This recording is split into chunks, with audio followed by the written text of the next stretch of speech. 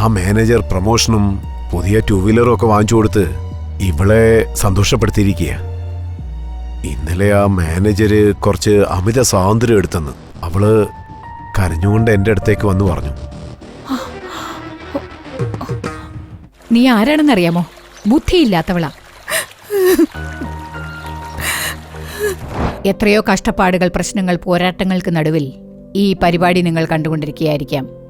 ഒരുപക്ഷെ ഇതേപോലെ ഞാനും ബുദ്ധിയില്ലാതെ പ്രവർത്തിച്ചല്ലോ, എനിക്കും ഒരബദ്ധം പറ്റിയല്ലോ, എന്റെ ബുദ്ധി അനുസരിച്ച് ഞാൻ പ്രവർത്തിച്ചല്ലോ, കർത്താവിന്റെ ഹിതം ഞാൻ അനുസരിച്ചില്ലല്ലോ. ഇപ്പോൾ നിങ്ങളുടെ തെറ്റു മനസ്സിലാക്കി ദുഃഖത്തോടുകൂടി നിങ്ങൾ ഈ പരിപാടി കാണുകയായിരിക്കാം. എന്ത് കാര്യമായാലും, നിങ്ങളുടെ മക്കളുടെ കാര്യമായാലും കുടുംബത്തിന്റെ കാര്യമായാലും കർത്താവിന് മുൻപാകെ കാത്തിരിക്കുക.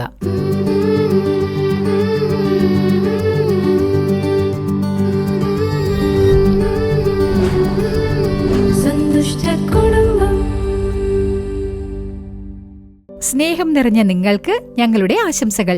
ഓരോ ആഴ്ചയും ഈ നല്ല വീടെന്ന പരിപാടിയിലൂടെ നിങ്ങളെ കാണുന്നതിൽ ഞങ്ങൾക്ക് വളരെ സന്തോഷമുണ്ട്. ഈ പരിപാടിയിലൂടെ നിങ്ങൾക്ക് ലഭിച്ച നന്മകളെക്കുറിച്ച് ഞങ്ങൾ അറിയുമ്പോൾ ആത്മാർത്ഥമായി കർത്താവിന് നന്ദി പറയുന്നു.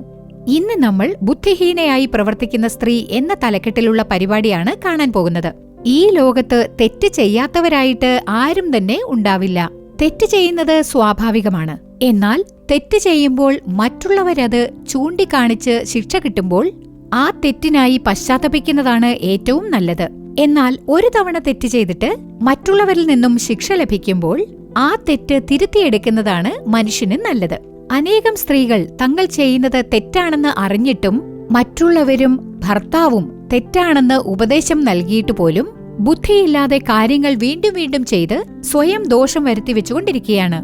പിശാച് വിരിച്ച വലയിൽ അകപ്പെട്ട് തങ്ങളുടെ ജീവിതം തന്നെ നഷ്ടപ്പെടുത്തുകയാണ്. ചത്ത ഈച്ച തൈലക്കാരന്റെ തൈലം താറുമാറാക്കുന്നു എന്നു പറയുന്നു. അല്പഭോഷത്വം ജ്ഞാനമാനങ്ങളെക്കാൾ ഘനമേറുന്നു എന്നും പറയുന്നുണ്ട്. ഇതാണ് പരിശുദ്ധ വേദപുസ്തകം നമ്മെ പഠിപ്പിക്കുന്നത്. നല്ല വിവരവും ജ്ഞാനവും ഉള്ളവർ ഇന്ന് ബുദ്ധിശൂന്യമായി പ്രവർത്തിച്ചതുകൊണ്ട് തലകുനിച്ച് ജീവിക്കേണ്ട ഒരു സ്ഥിതിയിൽ എത്തിച്ചേർന്നിരിക്കുന്നു. നിങ്ങൾ ദൈവത്തിന്റെ വചനത്തിന് കീഴടങ്ങുവാൻ സ്വയം സമർപ്പിക്കുക. ദൈവം തീർച്ചയായും നിങ്ങളെ വീണ്ടും ഉയർത്തുന്നതാണ്.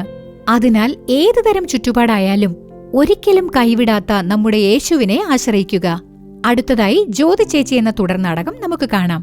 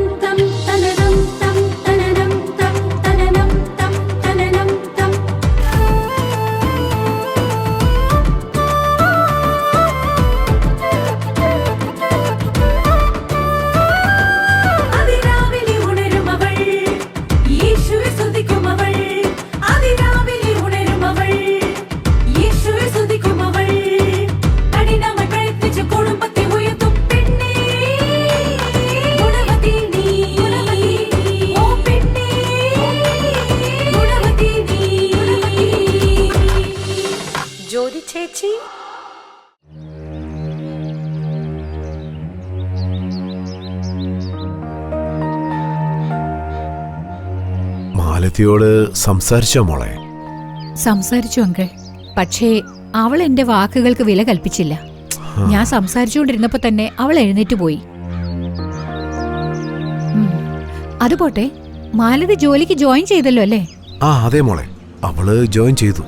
പക്ഷേ അവളുടെ പ്രവൃത്തിയിൽ പല മാറ്റങ്ങളും ഞാൻ കാണുന്നുണ്ട് മോളെ. അത് പിന്നെ അങ്ങനെയാണല്ലോ. അല്ല ജ്യോതി, ഇത് കുറച്ച് വ്യത്യസ്തമായിട്ടുണ്ട്.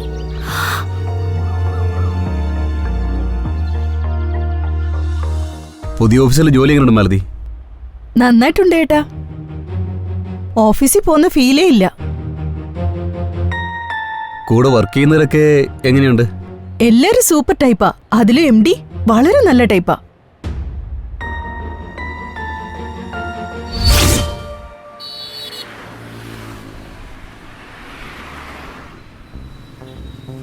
മനസ്സ് തീരെ ശരിയല്ലടാ. എന്തു പറ്റിയടാ? അല്ലടാ, ഞാൻ എത്ര പറഞ്ഞിട്ടും അവൾ കേൾക്കുന്നില്ല. ജോലിക്ക് ജോയിൻ ചെയ്തോ? അതൊക്കെ ചെയ്തു. എടാ, ആ ഓഫീസ് വേണ്ടെന്ന് ഞാൻ പറഞ്ഞല്ലേ? ഞാൻ ഒരുപാട് പറഞ്ഞതാടാ. പക്ഷെ അവള് കേൾക്കുന്നതേ ഇല്ല. ആ കമ്പനിയുടെ MD ആളൊരു പ്രത്യേക ടൈപ്പാ. സ്ത്രീ വിഷയത്തില് പുള്ളിക്കാരൻ ഭയങ്കര വീക്കാ. അതുകൊണ്ടാ ഞാൻ വേണ്ടാന്ന് പറഞ്ഞു. നിന്റെ വൈഫ് സ്ട്രിക്റ്റ് ആയതുകൊണ്ട് കുഴപ്പമില്ല. എന്നാലും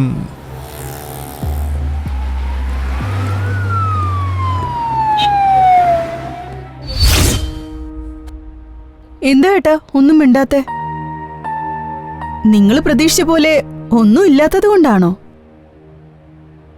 പുതിയ ഓഫീസ് വളരെ സേഫാ, ഏട്ടൻ പേടിക്കണ്ട.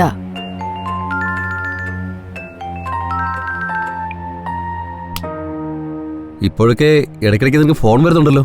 അതെ ഏട്ടാ, MDയാ വിളിക്കുന്നേ. MDയോ? നിന്റെ നമ്പർ നീ എന്തിനാ കൊടുത്തേ? നിങ്ങൾ എന്തൊക്കെയാ ഈ ചോദിക്കുന്നേ? ഓഫീസ് കാര്യങ്ങൾ സംസാരിക്കാനാ നമ്പർ ചോദിച്ചേ. ഓഫീസ് മാറ്ററാണെങ്കിൽ ഓഫീസിൽ വെച്ചല്ലേ അത് ചോദിക്കേണ്ടത്. വീട്ടിൽ വന്നതിന് ശേഷവും എന്തിനാ കോൾ ചെയ്യുന്നത്? നിങ്ങൾ സംശയിക്കാനും മാത്രം MD മോശപ്പെട്ട ആളൊന്നുമല്ല.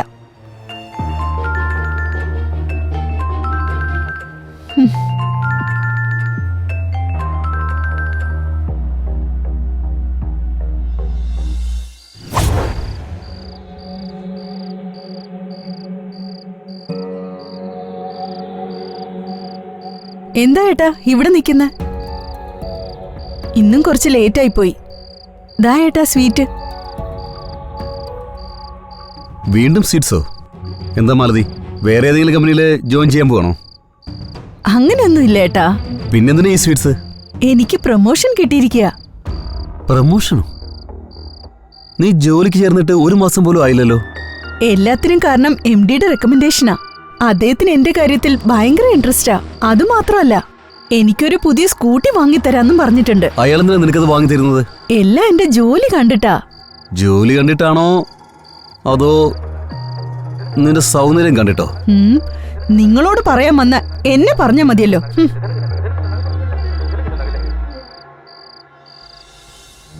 എന്താ അങ്കിൾ വരാൻ പറഞ്ഞിട്ട് ഒന്നും മിണ്ടാതിരിക്കുന്നത്? എന്ത് പറയാനാ, എങ്ങനെ തുടങ്ങണമെന്നൊന്നും അറിയില്ല മോളെ. എന്താ അങ്കിൾ പറയുന്നത്?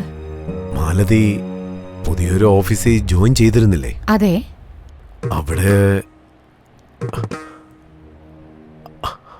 അവിടെ മാനേജറിന്റെ വാക്കുകൾ വിശ്വസിച്ച് അയാളുമായിട്ട് കൂടുതൽ അടുപ്പത്തിലായി.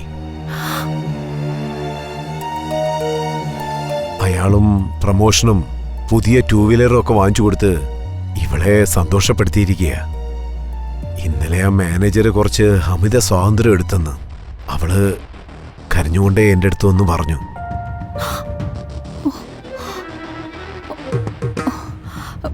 രഞ്ജിത്തിനിത് ഇന്നലെ നടന്നത് രഞ്ജിത്തിന് അറിയില്ല. പക്ഷേ അവർ രണ്ടുപേരും കുറച്ച് അടുപ്പത്തിലാണെന്നുള്ള കള്ളം ആരോ വന്ന് അവനോട് പറഞ്ഞു.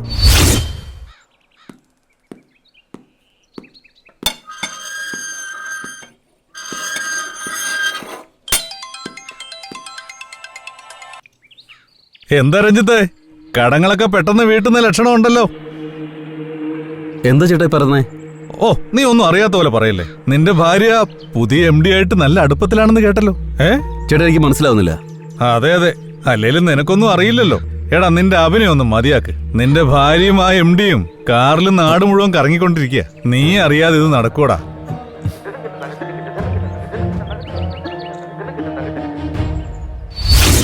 അവനും ആകപ്പാടെ മനസ്സ് സങ്കടപ്പെട്ടിരിക്കുക. എനിക്ക് എന്ത് ചെയ്യണമെന്നൊന്നും അറിയില്ല. ഇപ്പൊ മാലതി എവിടെയുള്ളത്?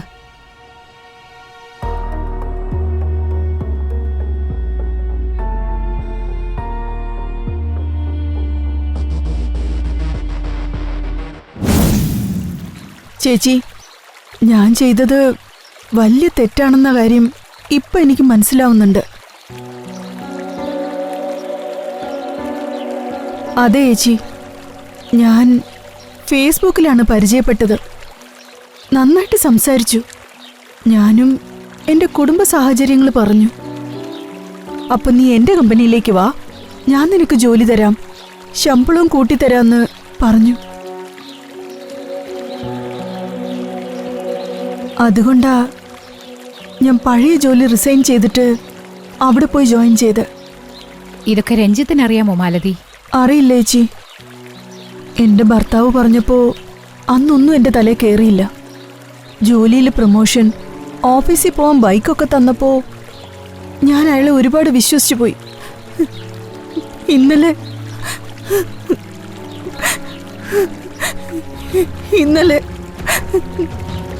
ഞാൻ നിനക്ക് ഇത്രയൊക്കെ ചെയ്യുന്നില്ലേ, എനിക്ക് വേണ്ടി നീ ഒന്നും ചെയ്യുന്നില്ലല്ലോ എന്നും പറഞ്ഞ് എന്റെ കയ്യിൽ പിടിച്ച് ഗസ്റ്റ് ഹൗസിലേക്ക് വരണമെന്ന് പറഞ്ഞു.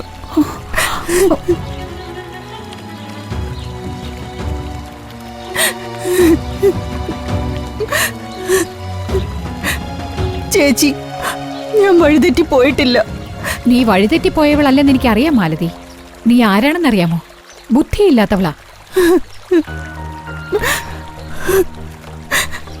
അതെ മാലതി, വിവേകമില്ലാത്ത ഒരു സുന്ദരി പന്നിയുടെ മൂക്കിലുള്ള പൊൻമൂക്കുത്തി പോലെയാണെന്ന് വേദപുസ്തകത്തിലുണ്ട്. നീ പൊൻമൂക്കുത്തി തന്നെ ആയിരിക്കാം, പക്ഷെ നിന്റെ അവിവേകമാണ് നിന്നെ ഇന്ന് ഈ നിലയിൽ കൊണ്ടുവന്ന് എത്തിച്ചിരിക്കുന്നത്.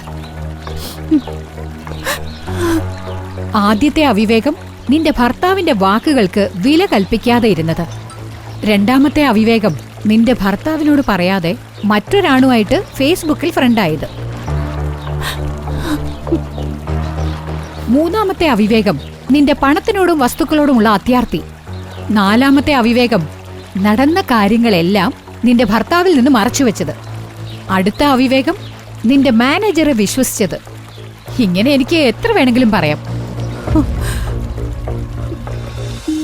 മനുഷ്യന്റെ ഭോഷത്വം അവന്റെ വഴിയെ മറിച്ചു കളയുന്നു എന്ന് വേദപുസ്തകത്തിലുണ്ട്.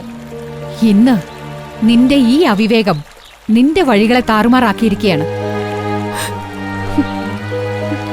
ചത്ത ഈച്ച തൈലക്കാരന്റെ തൈലം നാറുമാറാക്കുന്നു. ഭോഷത്വവും അങ്ങനെയാണെന്നാണ് ബൈബിൾ പറയുന്നത്. നിന്റെ ബുദ്ധിഹീനമായ ഈ കാര്യം നിന്റെ ജീവിതം തന്നെ നശിപ്പിക്കും മാലതി. മറ്റുള്ളവർ ചെയ്യുന്ന തെറ്റ് തന്നെ നീയും ചെയ്താൽ എങ്ങനെയാ മാലതി? പുറമേയുള്ള അലങ്കാരത്തിന് നീ പ്രാധാന്യം കൊടുത്തു. അത് മറ്റുള്ളവരുടെ കണ്ണുകളെ, പ്രത്യേകിച്ച് നിന്റെ മാനേജറിന്റെ കണ്ണുകളെ ശരിക്കും ആകർഷിക്കുകയായിരുന്നു. നീയും ആദ്യം തന്നെ എതിര് നിൽക്കാതെ അതിനനുവദിച്ചു കൊടുത്തു. അതാ മാനേജർ അഡ്വാൻറ്റേജ് ആയിട്ടെടുത്ത് നിന്റെ ദേഹത്ത് കൈവെക്കുകയും ചെയ്തു. ഇങ്ങനെയൊക്കെ സംഭവിക്കാൻ നീ തന്നെയല്ലേ കാരണം? ഇപ്പൊ കരഞ്ഞിട്ട് എന്താ പ്രയോജനം? നീ ഇങ്ങനെയൊക്കെ പെരുമാറുന്നതിന് മുൻപ് ആലോചിക്കേണ്ടായിരുന്നോ? ഇനിയിപ്പൊ ഞാൻ എന്താ ചെയ്യണ്ടേ? ഏത് മുഖം കൊണ്ടാ അദ്ദേഹത്തിന്റെ മുമ്പിൽ പോയി നിൽക്കുക? ചേച്ചി, ചേച്ചി, ചേച്ചി,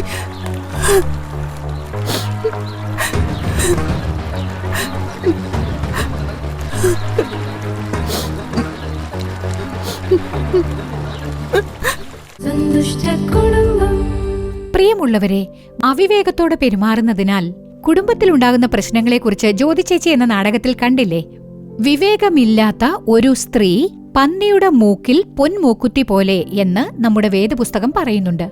വിവേകത്തോടെ പെരുമാറുന്നതിനായി ഇന്ന് നമുക്ക് സ്വയം സമർപ്പിക്കാം. ഇനി മുതൽ എല്ലാ കാര്യങ്ങളിലും ജ്ഞാനത്തോടെ പെരുമാറുക. ദൈവം തീർച്ചയായും നിങ്ങളുടെ കുടുംബത്തിൽ സമാധാനം കൽപ്പിച്ചരുളും. അടുത്തതായി സഹോദരി ചെല്ലാറാണി അപ്പാദുരെ അവരുടെ ദൈവ സന്ദേശം കേൾക്കാം.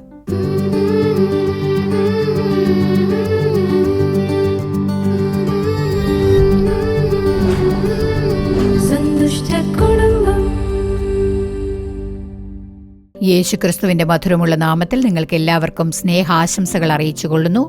ഇന്ന് നിങ്ങളോടൊപ്പം ചേർന്ന് കർത്താവിന്റെ വചനം ധ്യാനിക്കുവാനും കർത്താവിന് മുൻപാകെ നമ്മളെല്ലാവരും ചേർന്ന് ഒരുമിച്ച് പ്രാർത്ഥിക്കുവാനുമുള്ള സമയവും അവസരവും തന്നതിനായി കർത്താവിനെ ഞാൻ സ്തുതിക്കുന്നു, സ്തോത്രമർപ്പിക്കുന്നു. നല്ല വീടെന്ന ഈ പരിപാടിയിലൂടെ ധാരാളം കുടുംബങ്ങൾ അനുഗ്രഹിക്കപ്പെടുന്നതായി അറിഞ്ഞ് നിങ്ങൾ സാക്ഷ്യം പറയുന്നതിനായി കർത്താവിനെ ഞാൻ സ്തുതിക്കുന്നു, സ്തോത്രമർപ്പിക്കുന്നു. ഇന്ന് ഞാൻ പറയുകയാണെങ്കിൽ ശുശ്രൂഷാ പാതയിൽ തങ്ങളുടെ കഷ്ടപ്പാടുകൾക്കായി, പ്രശ്നങ്ങൾക്കായി, പോരാട്ടങ്ങൾക്കായി അല്ലെങ്കിൽ കടബാധ്യതകൾക്കായി ഉപദേശങ്ങൾ ചോദിക്കുന്നതിനായി പലരും വരാറുണ്ട്. വരുന്ന സഹോദരിമാർ പറയാറുണ്ട്, ഈ പ്രശ്നങ്ങൾക്കും ഈ സമ്മർദ്ദങ്ങൾക്കും ഈ പോരാട്ടങ്ങൾക്കും ഞാൻ തന്നെയാണ് കാരണം. എന്താണെന്ന് ചോദിച്ചാൽ അവിവേകത്തോടെ പെരുമാറി, ബുദ്ധിയില്ലാതെ ഞാൻ പ്രവർത്തിച്ചു. ഇപ്പോഴാണ് എനിക്കത് ബോധ്യമായത്. ഇതിനെന്ത് ചെയ്യണമെന്നറിയില്ല. ഞാനങ്ങനെ ബുദ്ധിയില്ലാതെ പ്രവർത്തിച്ചതിനാൽ അവിവേകത്തോടെ പെരുമാറിയതുകൊണ്ടുണ്ടായ പ്രശ്നമാണത്. ഇതിൽ നിന്നും കർത്താവ് എന്നെ മോചിപ്പിക്കണം എന്നു പറഞ്ഞ് പ്രാർത്ഥിക്കുന്നതിനായി വരാറുണ്ട്. ഇങ്ങനെയുള്ള എത്രയോ കുടുംബങ്ങളിലെ സഹോദരിമാർ എന്നോട് പങ്കുവച്ച കാര്യങ്ങൾ നിങ്ങളോട് ഞാൻ പറയാം. അതിലെ ഒരു കാര്യം ഒരു സഹോദരി എന്നോട് പറഞ്ഞതാണിത്. ഒരു 6 മാസത്തിനു മുൻപ് ഒരു പ്രിയപ്പെട്ട സഹോദരി, പ്രാർത്ഥിക്കുന്ന സഹോദരി, ശുശ്രൂഷയും ചെയ്യാറുണ്ട്, കിട്ടുന്ന സമയത്തൊക്കെ കർത്താവിന്റെ ശുശ്രൂഷയും ചെയ്യാറുള്ള സഹോദരി, ആ സഹോദരി കണ്ണുനീരോടുകൂടി എന്നെ കാണാനായി വന്നിരുന്നു. വന്ന കാര്യം എന്താണെന്ന് ആദ്യം പറഞ്ഞില്ല. ഞാൻ വിവേകമില്ലാതെ പെരുമാറി, ഞാൻ രക്ഷ നേടിയവളാണ്, അഭിഷേകം കിട്ടിയവളാണ്, അവിവേകത്തോടെ പെരുമാറിയല്ലോ എന്ന് പറഞ്ഞു കുറേ നേരം കരഞ്ഞു. അതിനുശേഷം ആശ്വസിപ്പിച്ചിട്ടാണ്, അവർക്ക് ധൈര്യം കൊടുത്തതിന് ശേഷമാണ് അവരുടെ കാര്യങ്ങളൊക്കെ എന്നോട് പങ്കുവെച്ചത്. അപ്പോൾ അവർ പറഞ്ഞ ഒരു കാര്യം, എനിക്ക് 3 മക്കളുണ്ട്, എന്റെ ഭർത്താവിന് ഒരു കമ്പനിയിൽ ജോലിയുണ്ട്, ഞാൻ ഹൗസ് വൈഫാണ്, എനിക്കൊരു നല്ല കൂട്ടുകാരിയുണ്ട്, ഞാനും അവളും കൊച്ചുനാൾ മുതലേ ഒന്നിച്ച് പഠിച്ചതാണ്, ഒരാളുടെ ശമ്പളമല്ലേ ഉള്ളൂ നിങ്ങളുടെ വീട്ടില്, പക്ഷേ എനിക്കൊരു കമ്പനി തുടങ്ങാൻ ഉദ്ദേശമുണ്ട്, അതിന് നീയും എന്നോടൊപ്പം ചേരണമെന്ന് അവള് പറഞ്ഞു. ഞാൻ അവളോട് എനിക്ക് കമ്പനിയെക്കുറിച്ചുള്ള കാര്യങ്ങളൊന്നും അറിയില്ലെന്ന് പറഞ്ഞു. ആ സഹോദരി ഇതൊക്കെ കരഞ്ഞുകൊണ്ട് പറയുകയാണ്. അപ്പോൾ എന്റെ കൂട്ടുകാരി എന്നോട് പറഞ്ഞു, അല്ല, നീ ജോയിൻ ചെയ്താൽ മതി, എനിക്ക് വേറെ ആരെയും എന്റെ കൂടെ ചേർക്കാൻ ഇഷ്ടമല്ല, ഞാനൊരു കമ്പനിയിലല്ലേ ജോലി ചെയ്യുന്നത്, ഞാൻ ആ കാര്യങ്ങളൊക്കെ നോക്കിക്കോളാം, എന്റെ കൂടെ നീ ജോയിൻ ചെയ്താൽ മാത്രം മതി എന്ന് അവൾ പറഞ്ഞതുകൊണ്ട് അവളും കുറച്ചു മൂലധനം ഇറക്കി. ഞങ്ങളുടെ വീട്ടിൽ, ആ സഹോദരി പറഞ്ഞതാണ്, ഞങ്ങളുടെ വീട്ടിൽ ഭർത്താവിന്റെ വരുമാനം മാത്രം ഉള്ളതുകൊണ്ട് അദ്ദേഹത്തോട് എനിക്ക് ചോദിക്കാൻ പറ്റില്ല, അതുകൊണ്ട് എന്റെ എല്ലാ ആഭരണങ്ങളും കൊണ്ടുപോയി ഞാൻ വിറ്റിട്ട് ആ പണം കൊണ്ടുപോയി ആ കമ്പനിക്ക് മൂലധനമായിട്ട് നിക്ഷേപിച്ചു, കൂട്ടുകാരി പറഞ്ഞതുകൊണ്ട്. ഇതിനെന്റെ ഭർത്താവ് ആദ്യം സമ്മതിച്ചില്ല. എന്റെ മൂത്ത മകൻ, അവനും ഒരു 16 വയസ്സ് കഴിഞ്ഞവനാണ്, അവനും ഇത് വേണ്ടെന്നാണ് പറഞ്ഞത്. പക്ഷെ ഞാൻ ആരെ അനുസരിച്ചില്ല. ഞാൻ വിചാരിച്ചു, ഞാനോ സമ്പാദിക്കുന്നില്ല, എന്നാ മക്കൾക്ക് എന്തെങ്കിലും ആകട്ടെ എന്ന് കരുതി. ഇക്കാലത്തൊക്കെ മക്കൾ കൊച്ചുകുട്ടികളായിരിക്കുമ്പോ തന്നെ നിനക്കൊരു സമ്പാദ്യം വേണ്ടേ, മക്കൾക്കതൊരു അനുഗ്രഹമായിരിക്കട്ടെ എന്ന് അവൾ പറഞ്ഞുകൊണ്ട് ഞാൻ അതിന് സമ്മതിച്ച് കൂട്ടുകാരുടെ കൂടെ അത് തുടങ്ങിയതാണ്. സമ്മതിച്ചിട്ട് ആ കമ്പനി ഞങ്ങൾ 2 പേരും കൂടി തുടങ്ങി. അങ്ങനെ ഒരു 2 വർഷം 3 വർഷം കമ്പനി പോയിക്കൊണ്ടേയിരുന്നു. അവരീയുടെ 6 മാസത്തിനു മുൻപ് എന്നോട് വന്ന് പറഞ്ഞു, 3 വർഷം കഴിഞ്ഞിട്ടും കടം വാങ്ങിച്ചിട്ടാണ് ആ കമ്പനി നടക്കുന്നത്, അതുമാത്രമല്ല ഇനി ഈ കമ്പനി മുന്നോട്ട് കൊണ്ടുപോകാൻ പറ്റില്ല, അത് അടച്ചുപൂട്ടേണ്ട സ്ഥിതിയിലാണ് ഉള്ളത് എന്ന് അവൾ എന്നോട് പറഞ്ഞു. എന്നിട്ട് ആ സഹോദരി പറയുകയാണ്, ഇത് തുടങ്ങുമ്പോൾ തന്നെ എന്റെ ഭർത്താവും പറഞ്ഞതാണ്, മക്കളും എന്നോട് പറഞ്ഞതാണ്, ഉപദേശിച്ചുകൊണ്ടിരുന്നതാണ്, ഇതൊക്കെ വേണ്ടെന്ന് പറഞ്ഞതാണ്, ഞാൻ അതൊന്നും കേട്ടില്ല. പക്ഷെ ഇന്ന് എന്റെ എല്ലാം നഷ്ടപ്പെട്ട സ്ഥിതിയാണ്, ഇന്ന് കുടുംബത്തിലാകെ പ്രശ്നമാണ്, കുടുംബത്തിൽ സമാധാനമില്ല, ഇത് കാരണം ലജ്ജിച്ച് തലകുനിക്കേണ്ട അവസ്ഥയിലാണുള്ളത് എന്ന് പറഞ്ഞ് കണ്ണുനീരോടുകൂടി ആ സഹോദരി കാര്യങ്ങളെല്ലാം പറഞ്ഞു. ഞാൻ ഭർത്താവ് പറഞ്ഞ അനുസരിച്ചാൽ മതിയായിരുന്നു, അല്ലെങ്കിൽ ഒന്ന് ആലോചിക്കണമായിരുന്നു, എനിക്ക് ഈ കമ്പനിയുടെ കാര്യമൊന്നും അറിയില്ലല്ലോ, ഇതിൽ ഞാൻ ഇറങ്ങണോ പ്രവർത്തിക്കണോ എന്നൊന്നും ഞാൻ ആലോചിച്ചു പോലുമില്ല, എന്റെ വീട്ടുകാർ പറഞ്ഞതൊന്നും ഞാൻ അനുസരിച്ചില്ല, ഇന്ന് ഞാൻ എല്ലാം നഷ്ടപ്പെട്ടു നിൽക്കുകയാണെന്ന് അവര് പറഞ്ഞു. ആ സഹോദരി പറഞ്ഞതാണിത്. ഞാൻ അവിവേകത്തോടെ പ്രവർത്തിച്ചതിനാൽ, ബുദ്ധിയില്ലാതെ ഒരു കാര്യം ചെയ്തതിനാൽ ഇന്ന് കടബാധ്യത ഒരു വശത്ത്, മറുവശത്ത് നിന്ദ, ലജ്ജിച്ചു നിൽക്കേണ്ട അവസ്ഥ, അതുമാത്രമല്ല എന്റെ കുടുംബത്തിൽ സമാധാനമില്ല, എന്റെ ഭർത്താവും ഞാനും മക്കളും തമ്മിൽ വാഗ്വാദം, എന്ത് ചെയ്യണമെന്നറിയില്ല, ആകപ്പാടെ ഒരു പ്രതിസന്ധി ഘട്ടത്തിലാണ് എന്നവര് പറഞ്ഞു. പ്രിയപ്പെട്ടവരെ, ഒരുപക്ഷെ ഇന്ന് നിങ്ങൾ ചില പ്രശ്നങ്ങളും കഷ്ടപ്പാടുകളും പ്രതിസന്ധിയുമായിട്ട്, അയ്യോ നമ്മൾ തെറ്റ് ചെയ്തു പോയല്ലോ, അന്നിത് ആലോചിച്ചില്ലല്ലോ, ബുദ്ധിയില്ലാതെ ചെയ്തല്ലോ, വിവേകമില്ലാതെ ചെയ്തല്ലോ, ഇനി എന്തു ചെയ്യും എന്ന ഒരവസ്ഥയിലായിരിക്കാം നിങ്ങളുള്ളത്. പ്രിയപ്പെട്ടവരെ, കർത്താവിന്റെ വചനം പറയുന്നു, എഫേസ്യർ 5:17 പറയുന്നു, ബുദ്ധിഹീനരാകാതെ കർത്താവിന്റെ ഇഷ്ടം ഇന്നതെന്ന് ഗ്രഹിച്ചുകൊള്ളുവിൻ.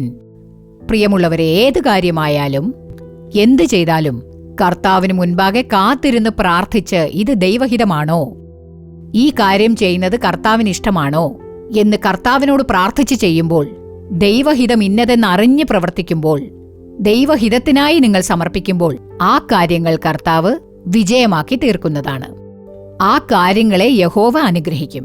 ഒരു ബിസിനസ് ആയിരിക്കാം, കച്ചവടമായിരിക്കാം, അല്ലെങ്കിൽ കമ്പനി തുടങ്ങുന്ന കാര്യമായിരിക്കാം, വീട് പണിയുടെ കാര്യമായിരിക്കാം, വാഹനം വാങ്ങുന്ന കാര്യമായിരിക്കാം. ചിലർ പറയാറുണ്ട്, കർത്താവിന്റെ ഹിതത്തിനായി ഞങ്ങൾ പ്രാർത്ഥിച്ചു, കർത്താവിന്റെ ഹിതം എന്താണെന്ന് അറിയില്ലല്ലോ ഞങ്ങൾക്ക് എന്ന് പറയാറുണ്ട്. കർത്താവിന് ഹിതമുള്ള വഴി മാത്രം തുറക്കപ്പെടട്ടെ. അങ്ങയുടെ ഹിതമനുസരിച്ച് ഞാനും എന്റെ കുടുംബവും പ്രവർത്തിക്കുന്നതിനായുള്ള വഴി തുറക്കണേ. അങ്ങേക്ക് ഇഷ്ടമില്ലാത്ത വഴി അങ്ങ് അടയ്ക്കണമേ എന്ന് പറഞ്ഞ് നിങ്ങൾ പ്രാർത്ഥിക്കുമ്പോൾ കർത്താവ് തനിക്ക് ഇഷ്ടമുള്ള വഴി തുറന്നു തരും. അത് നിങ്ങൾക്കും കുടുംബത്തിനും അനുഗ്രഹമായിരിക്കും.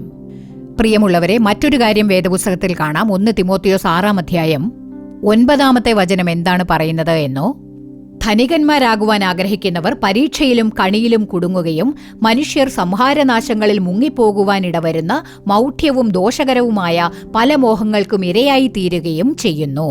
കർത്താവിന്റെ വചനം പറയുന്നത് അവിവേകികളായി തീരുന്നത് എന്തുകൊണ്ടെന്നാൽ ധനികന്മാരാവാൻ ആഗ്രഹിക്കുന്നതുകൊണ്ടാണ്. ചിലരൊക്കെയുണ്ട് കർത്താവിന്റെ ഹിതം മനസ്സിലാക്കാതെയും കർത്താവിന്റെ ഉപദേശം കേൾക്കാതെയും എങ്ങനെയെങ്കിലും പണക്കാരനാകണം, വലിയ ധനികനായി തീരണം എന്നുള്ള ആഗ്രഹം കൊണ്ട് ചിലർ തങ്ങളുടെ സ്വാർത്ഥത കൊണ്ട് സ്വയം ആലോചിച്ച് സ്വയം തീരുമാനിച്ച് പ്രവർത്തിക്കാറുണ്ട്.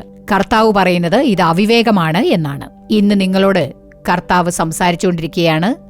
എന്ത് കാര്യമായാലും ശരി, നിങ്ങളുടെ മക്കളുടെ കാര്യമായാലും കുടുംബത്തിലെ കാര്യമായാലും കർത്താവിന് മുൻപാകെ കാത്തിരിക്കുക. നമ്മുടെ സ്വന്തം ഇഷ്ടം പോലെയും സ്വന്തം തീരുമാനത്തോടെയും പ്രവർത്തിക്കരുത്. ഉപദേശം ചോദിക്കുക. ഉൽപ്പത്തി പുസ്തകം 19-ാം അധ്യായം നോക്കിയാൽ നമുക്ക് കാണാം, ലോത്തിനോട് കർത്താവ് പറയുന്നത്, ഇവിടെ നിനക്ക് മറ്റു വല്ലവരുമുണ്ടോ? ഞങ്ങൾ ഈ സ്ഥലത്തെ നശിപ്പിക്കും, നിങ്ങൾ എഴുന്നേറ്റ് ഈ സ്ഥലം വിട്ട് പുറപ്പെടുവിൻ എന്ന് പറയുന്നു. വീണ്ടും എന്തുണ്ടായി? ലോത്ത് അല്പം താമസിച്ചപ്പോൾ പോലും വീണ്ടും കർത്താവിന്റെ വാക്കുകൾ വരുന്നു, നിന്റെ ജീവരക്ഷയ്ക്കായി നീ പുറകോട്ടു നോക്കരുത്, നിന്റെ ജീവരക്ഷയ്ക്കായി നീ പുറകോട്ടു നോക്കരുത്, നീ പർവ്വതത്തിലേക്ക് ഓടിപ്പോക. അതിനുശേഷം കർത്താവ് പറയുന്നു, നീയും നിന്റെ ഭാര്യയും നിന്റെ മക്കളും, അതായത് കർത്താവിന്റെ ഉപദേശം വരികയാണ്, അവരും അതിന് സമ്മതിച്ച് ലോത്ത് പുറപ്പെട്ടു പോകുന്നു. പക്ഷേ തുടർന്ന് വായിക്കുമ്പോൾ നമുക്ക് മനസ്സിലാകും, ലോത്തിന്റെ ഭാര്യ തിരിഞ്ഞു നോക്കിയതിനാൽ ഉപ്പുതൂണായി മാറി എന്ന്. കർത്താവിന്റെ ഉപദേശം വന്നു, കർത്താവ് പറഞ്ഞതാണ്. എന്നിട്ടും കർത്താവിന്റെ ഉപദേശം കേട്ടില്ല, കർത്താവിനെ അനുസരിച്ചില്ല, കർത്താവിന്റെ ഹിതം പ്രവർത്തിക്കാത്തതുകൊണ്ട് ലോത്തിന്റെ ഭാര്യ തിരിഞ്ഞു നോക്കിയതിനാൽ അവൾ ഉപ്പുതൂണായി മാറി എന്ന് പറയുന്നുണ്ട്. അത് സംഭവിച്ചു. ഇന്ന് പ്രിയപ്പെട്ടവരെ, എത്രയോ കഷ്ടപ്പാടുകൾക്കും പോരാട്ടങ്ങൾക്കുമിടയിൽ ഈ പരിപാടി നിങ്ങൾ കാണുകയായിരിക്കാം. ഒരുപക്ഷെ ഇതേപോലെ ഞാനും ബുദ്ധിയില്ലാതെ പ്രവർത്തിച്ചല്ലോ, അവിവേകം പ്രവർത്തിച്ചല്ലോ, എന്റെ സ്വന്തം ഇഷ്ടം പോലെ പ്രവർത്തിച്ചല്ലോ, കർത്താവിന്റെ ഉപദേശം അനുസരിച്ചില്ലല്ലോ. ഇപ്പോൾ നിങ്ങളുടെ തെറ്റ് ബോധ്യമായി ദുഃഖത്തോടെ ഈ പരിപാടി നിങ്ങൾ കാണുകയായിരിക്കാം. നിങ്ങൾ കർത്താവിന് സ്വയം സമർപ്പിക്കുക. കർത്താവെ, അങ്ങയുടെ ഹിതപ്രകാരം ഞാൻ പ്രവർത്തിക്കാതെ പോയി, എന്റെ സ്വാർത്ഥതയ്ക്ക് ഞാൻ ഇടം കൊടുത്തു, മനുഷ്യ സ്ത്രീയല്ലേ, മറ്റുള്ളവരുടെ ഉപദേശം കേട്ടു, അങ്ങയുടെ ഹിതം അനുസരിച്ചില്ല, ഞാൻ ചെയ്ത തെറ്റ് ക്ഷമിക്കണേ കർത്താവേ. കർത്താവെ, എനിക്കൊരു അനുഗ്രഹമുള്ള വഴി തുറന്നു തരണേ, ലജ്ജയ്ക്ക് പകരം ഇരട്ടിയായി പ്രതിഫലം തരണേ കർത്താവേ. ഞങ്ങൾക്ക് തല ഉയർത്തി നിൽക്കാനാവുന്നില്ല, സഹായിക്കണേ എന്ന് സമർപ്പിച്ച് പ്രാർത്ഥിക്കുമ്പോൾ, അവിവേകമായി പ്രവർത്തിച്ച, ബുദ്ധിഹീനമായി പ്രവർത്തിച്ച കാര്യങ്ങളെ കർത്താവിൽ ഏൽപ്പിക്കുമ്പോൾ, ഇനി ഒരു തീരുമാനം, കർത്താവെ അങ്ങയുടെ ഹിതമനുസരിച്ച് പ്രവർത്തിക്കും, കർത്താവെ അങ്ങയുടെ ഉപദേശത്തിനായി കാത്തിരുന്ന് ഞാനും എന്റെ കുടുംബവും പ്രവർത്തിക്കും എന്നേറ്റു പറയുമ്പോൾ, കർത്താവ് തന്റെ ഹിതപ്രകാരം നിങ്ങളെയും കുടുംബത്തെയും വഴി നടത്തുന്നതാണ്. കർത്താവ് അവന്റെ ഹിതപ്രകാരം നിങ്ങളെയും കുടുംബത്തെയും അനുഗ്രഹിക്കുന്നതാണ്. നിങ്ങളും അനുഗ്രഹമായി തീരും. ആ അനുഗ്രഹം ലഭ്യമാക്കുന്നതിനായി നമുക്കെല്ലാവർക്കും കൂടി ഒരുമിച്ചിപ്പോൾ പ്രാർത്ഥിക്കാം. സ്തോത്രമർപ്പിക്കുന്നു രാജാവേ, ഞങ്ങളങ്ങയെ നന്ദിയോടുകൂടി സ്തുതിക്കുന്നു, സ്തോത്രമർപ്പിക്കുന്നു. പരിശുദ്ധാത്മാവേ, ഇന്നത്തെ പരിപാടിക്കായി നന്ദി കർത്താവേ. ബുദ്ധിയില്ലാതെ അവിവേകത്തോടെ പ്രവർത്തിച്ചത് കാരണം പ്രശ്നത്തിലകപ്പെട്ട് കഷ്ടപ്പാടുകളിലൂടെയും പ്രതിസന്ധികളിലൂടെയും കടന്നുപോകുന്ന സമയത്ത് ഈ പരിപാടി കണ്ടുകൊണ്ടിരിക്കുന്ന ഓരോരുത്തരെയും അങ്ങയുടെ കരങ്ങളിൽ ഏൽപ്പിക്കുകയാണ് യേശുവേ. ഈ വേളയിൽ ആരൊക്കെയാണോ അങ്ങയുടെ ഈ വാക്കുകൾ കേട്ട് തങ്ങളുടെ തെറ്റുകൾ മനസ്സിലാക്കി സ്വയം സമർപ്പിച്ച് പ്രാർത്ഥിക്കുന്നത്, ഇനി കർത്താവെ അങ്ങയുടെ ഹിതമനുസരിച്ച് നടക്കും, കർത്താവെ അങ്ങയുടെ ഹിതപ്രകാരം ഞങ്ങൾ കുടുംബത്തോടെ പ്രവർത്തിക്കും എന്ന് സ്വയം സമർപ്പിച്ച് പ്രാർത്ഥിക്കുന്ന ഓരോരുത്തരുടെയും പ്രാർത്ഥനയെ അങ്ങ് കേട്ട് അവരോട് കരുണ കാണിക്കുവാനായി പ്രാർത്ഥിക്കുകയാണ്. അങ്ങ് ദയ കാണിക്കുന്ന ദൈവമല്ലേ, അങ്ങ് ക്ഷമിക്കുന്ന ദൈവമല്ലേ, മനസ്സലിവുള്ള ദൈവമല്ലേ.